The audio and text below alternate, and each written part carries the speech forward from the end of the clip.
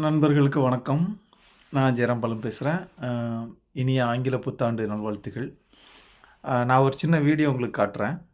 அதாவது நான் இங்கே லண்டனில் இருக்கேன்னு உங்களுக்கு தெரியும். இங்கே வீட்டுக்கு வெளியே போய் அங்கே இருந்து ஒரு கதவு இருக்கும். அது வழியாக தான் உள்ளே போய் குப்பை போடணும். இன்றைக்கி அந்த குப்பை போடுற டோரை சரி பண்ணிட்டு இருந்தாங்க.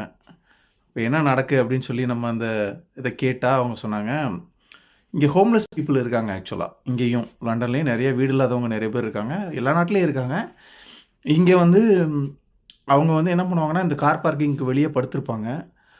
வின்டர் டைமில் குளிர் பயங்கர மோசமாக இருக்கும். நீங்கள் பார்க்கலாம், இப்போ நான் கூட ஜாக்கெட் போட்டு தான் உட்காந்துருக்கேன். ஸோ ரொம்ப குளிராக இருக்கும், பயங்கர இதாக இருக்கும்.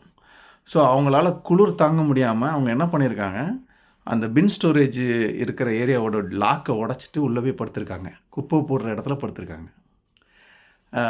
நான் ஒரு வாரம் 10 நாளைக்கு முன்னாடி ஒரு நியூஸ் படித்தேன். தமிழ்நாட்டில் சென்னையில் வந்து இந்த மாதிரி ஹோம்லெஸ் பீப்புளுக்கு வந்து மெரினாவில் வந்து படுக்கிறதுக்குன்னு ஒரு இது கட்டி கொடுத்துருக்காங்க அப்படின்ட்டு.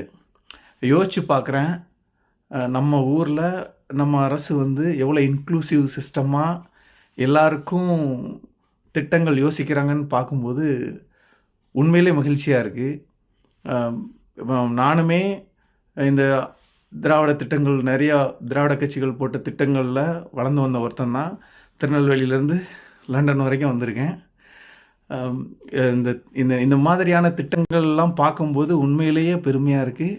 இந்த மாதிரி திட்டங்கள் போடுற அரசை மனசார வாழ்த்தணும்னு தோணுச்சு. அந்த அரசுக்கு, இப்படி திங்க் பண்ணுற இந்த அரசுக்கு நான் மனதார நன்றி சொல்லிக்கிறேன். Stalin sir, keep up this good work, sir.